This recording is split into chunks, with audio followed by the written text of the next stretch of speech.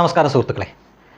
കഴിഞ്ഞ കുറേ ദിവസമായിട്ട് ജന്തർ മന്ദിറിലൊക്കെ സമരം നടത്തിയ പാറ്റ കുട്ടികൾ അവർ ഈ സമരമൊക്കെ കഴിഞ്ഞതിന് ശേഷം തിരിച്ചവരുടെ വീട്ടിൽ പോകാൻ വേണ്ടി നാട്ടിലിറങ്ങിയപ്പോഴാണ് അവർക്ക് ഒരു സത്യം മനസ്സിലായത്.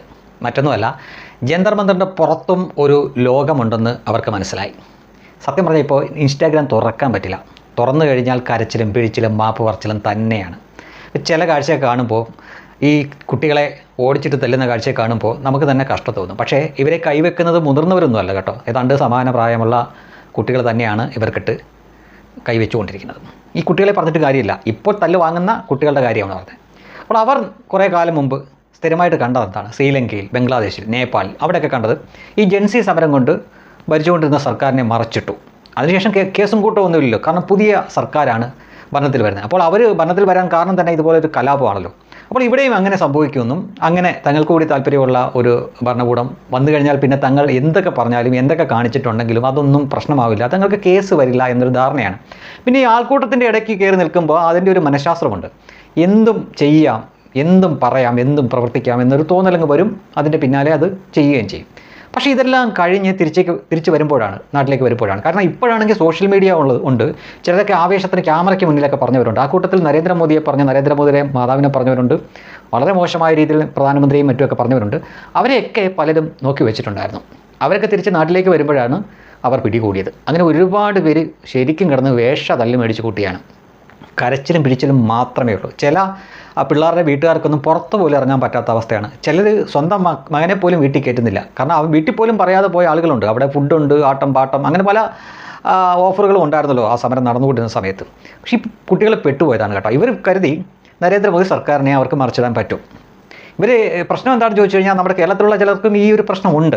നമ്മളൊരു 10-28 സംസ്ഥാനമാണെന്നും ഇവിടെ പിന്നെയും ഒരു 5-6 കേന്ദ്രഭരണ പ്രദേശമുണ്ടെന്നും ഇവിടെയൊക്കെ പല ഭാഷയാണ്, പല സംസ്കാരമാണെന്നും ഇതൊക്കെ നമുക്കറിയാം. അപ്പോൾ അങ്ങനെയൊക്കെ ഉള്ളപ്പം നമ്മുടെ രാജ്യ തലസ്ഥാനത്ത് ഒരു ചെറിയ ആൾക്കൂട്ടം ഒരു സമരം നടത്തി, ഒരു കലാപമൊക്കെ നടത്തി, പാർലമെൻറ്റ് പിടിച്ചെടുത്ത് നരേന്ദ്രമോദിയൊക്കെ ഈ മറ്റു രാജ്യങ്ങളിൽ കാണിച്ച പോലുള്ള, അങ്ങനെ പറയാൻ പോലും ഞാൻ ആഗ്രഹിക്കുന്നില്ല, അതുകൊണ്ട് ഞാനത് വിടുന്നു, അതുപോലെയൊക്കെ ചെയ്ത് ഭരണം മറ്റൊരു കൂട്ടർക്ക് കൊടുത്ത്, അതായത് തങ്ങൾക്ക് താല്പര്യമുള്ള ആളുകൾക്ക് കൊടുത്തിട്ട് ഈ ഇന്ത്യ മഹാരാജ്യം ഭരിക്കാം എന്നാണ് ഈ വിഡ്ഢി കുഷ്മാണ്ഡങ്ങൾ വിചാരിച്ചുകൊണ്ടിരിക്കുന്നത്. ഇന്ത്യ എന്ന ജനാധിപത്യ രാജ്യത്ത് അങ്ങനെ ഒരു ചരിത്രം ഉണ്ടായിട്ടില്ല, ഇനിയിട്ട് ഉണ്ടാവാനും പോകുന്നില്ല, ഒരു കാലത്തും ഉണ്ടാവില്ല. അല്ലെങ്കിൽ ഇവിടെ ജനസംഖ്യാപരമായിട്ട് ഇവിടെ മറ്റൊരു കൂട്ടർ ഭൂരിപക്ഷമായി അവർ ഈ തെരഞ്ഞെടുപ്പിലൂടെ, ആദ്യത്തെ തവണയെങ്കിലും തെരഞ്ഞെടുപ്പിലൂടെ ഭരണം പിടിച്ചതിന് ശേഷം ഭരണഘടന മാറ്റി ഇത് മറ്റൊരു രാജ്യമാക്കി മാറ്റുന്ന കാലത്തോളം ഇവിടെ ഒരു അട്ടിമറിയും സാധ്യമല്ല, ആര് വിചാരിച്ചാലും.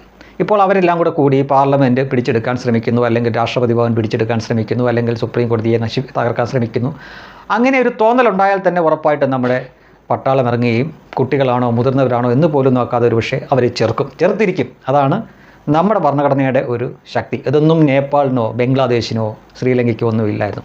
അപ്പോൾ ഇതൊക്കെ മറന്നിട്ടാണ് ഇതുപോലുള്ള ഈ രാഷ്ട്രീയവാദികളും എന്നൊക്കെ പറയുന്നവരുടെ പെട്ടെന്നുള്ള രാഷ്ട്രീയത്തിലിറക്കവും ഈ അഭ്യാസങ്ങളും എല്ലാം നമ്മൾ കണ്ടത്. ഇനി പലരും ചർച്ച ചെയ്യാൻ മടിച്ചത് അല്ലെങ്കിൽ ബോധപൂർവം ഒഴിവാക്കിയ ഒരു സംഗതിയുണ്ട്. CJP എന്ന ഈ ഓൺലൈൻ കൂട്ടായ്മ എങ്ങനെയാണ് രൂപം കൊണ്ടത്? ഇത് സർക്കാരിനെതിരെ രൂപം കൊണ്ടതാണോ? അല്ല. ഈ സുപ്രീം കോടതി ചീഫ് ജസ്റ്റിസ് ഒരു വിവാദ പരാമർശം നടത്തി, അതിനെതിരെ രൂപം കൊണ്ടതാണിത്.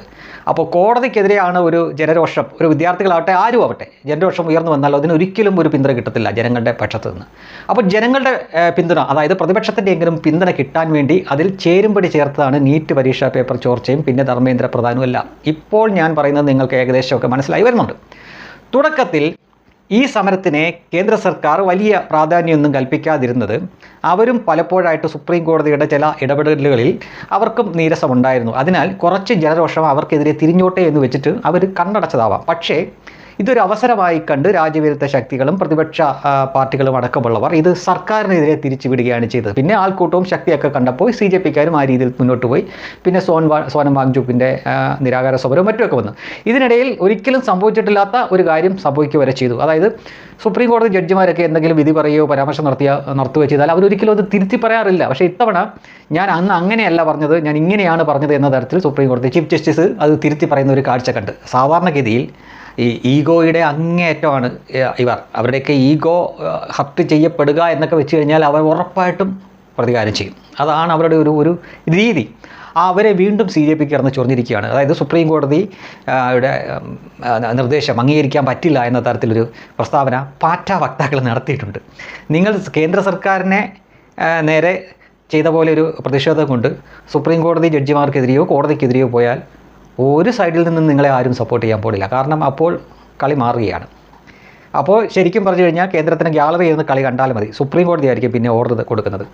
പോലീസിനോടാണെങ്കിലും ശരി, പട്ടാളത്തിനോടാണെങ്കിലും ശരി. പിന്നീട് നടക്കുന്ന എന്ത് അനിഷ്ട സംഭവമാണെങ്കിലും അതിൻ്റെയൊക്കെ ഉത്തരവാദിത്വം സുപ്രീം കോടതിക്കായിരിക്കും. അതിനാൽ ഈ കളി ഇവിടെ വെച്ച് നിർത്തുന്നതായിരിക്കും ഈ CJPക്ക് നല്ലത്. മാത്രമല്ല, ഒരു തവണ ചക്ക വീണ് മുയൽ ചെത്തു എന്ന് വെച്ചുകൊണ്ട് വീണ്ടും ചക്ക വീണാൽ മുയൽ ചാവില്ല.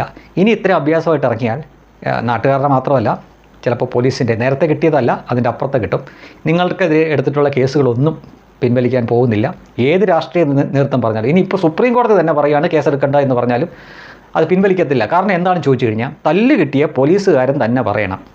ഒരുപാട് പേർക്ക് തല്ല് കിട്ടിയിട്ടുണ്ട്, തല പൊട്ടിയിട്ടുണ്ട്, ഗുരുതരമായ പരിക്ക് പറ്റിയവരുണ്ട്.